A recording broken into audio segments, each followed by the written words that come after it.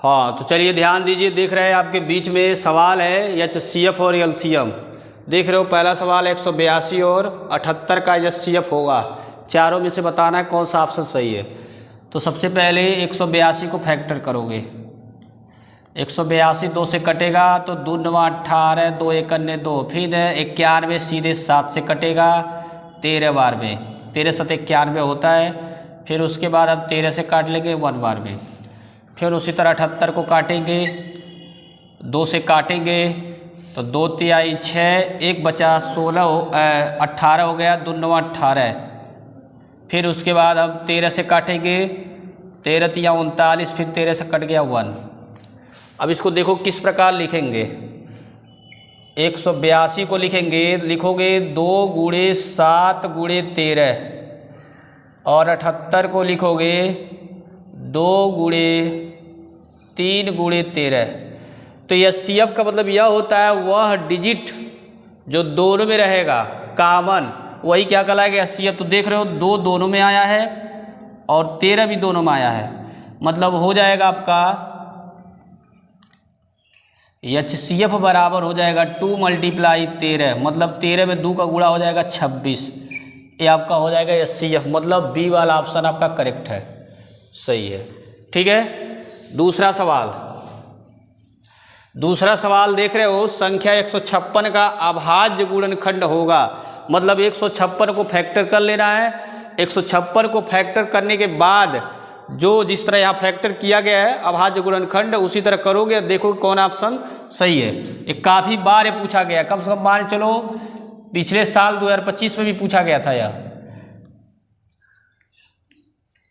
2 से काटोगे तो 2 7 14, 1 बचा 16 हो गया, 2 8 16। फिर 2 से काटोगे तो तुम्हारा 2 तिहाई 6, उसके बाद 2 9 18, फिर उसके बाद तुम्हारा 3 से कटेगा 13 बार में, 13 तिया 39, फिर 13 से कट जाएगा 1 बार में। तो देख रहे हो लिखोगे 156 बराबर लिखोगे, देख रहे हो 2 बार आया है तो लिखोगे 2 की पावर 2 मल्टीप्लाई लिखोगे 3, फिर मल्टीप्लाई लिखोगे 13। अब मिला लोगे कौन सा ऑप्शन सही है। देख रहे हो जो सेकेंड वाला ऑप्शन है ये आपका क्या है, सही है। ठीक है, अब तीसरा प्रश्न, देखो तीसरा प्रश्न किस तरह हल करते हैं। सबसे पहले एक सूत्र होता है जो बताया गया आपको। सूत्र क्या होता है, होता है लॉसो गुणे मौसो। लॉसो गुणे मौसो बराबर होता है दोनों संख्याओं का गुणनफल। यहाँ लिख लोगे दोनों संख्याओं का गुणनफल। क्लियर।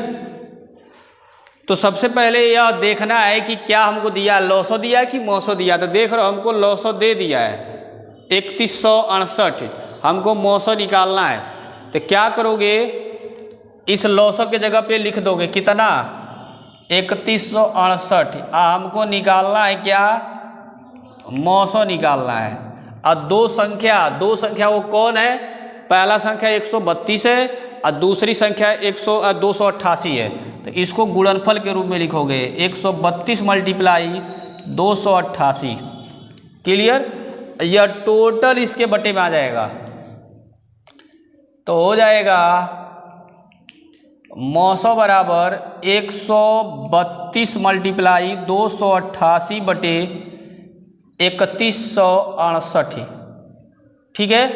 अब गौर से देखो 132 और 288 का गुणा करोगे, जो आएगा वो 3168 से 12 बार में कट जाएगा। मतलब जो डी वाला ऑप्शन है आपका क्या है, सही है। ठीक है।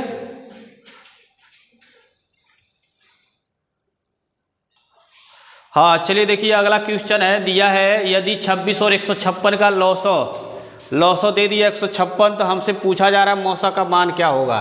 सेम वही सूत्र फिर लगाएंगे। सूत्र क्या होता है, लिखोगे लॉसो गुणे मौसो, ठीक, बराबर दोनों संख्याओं का गुणा। तो दो संख्या क्या क्या है, 26 और 156। तो लिख लोगे 26 और 156। अब ऐसा तुम देख रहे हो 900 दे दिया तो 900 की जगह पे 156 रखोगे। अब गुणे क्या लिखोगे 900 बराबर 26 गुणे 156। देखो कितना आसान है, 156 से 156 कट जाएगा, बोले तो आ जाएगा 900 बराबर कितना आ जाएगा 26। देख सकते हो बी वाला ऑप्शन करेक्ट है। ठीक, अब जो दूसरा प्रश्न है दिया है दी गई संख्याओं में 0, 1 to 8 में अभाज्य। सबसे पहली बात तो अभाज्य संख्या जानेंगे तभी इस प्रश्न को जानेंगे। अभाज्य संख्या वह होता है वह संख्या जो अपने आप से कटे, बोले तो खुद से कटे। ठीक, तो जो सबसे छोटी अभाज्य संख्या होती है 2 से अभाज्य संख्या स्टार्ट होती है।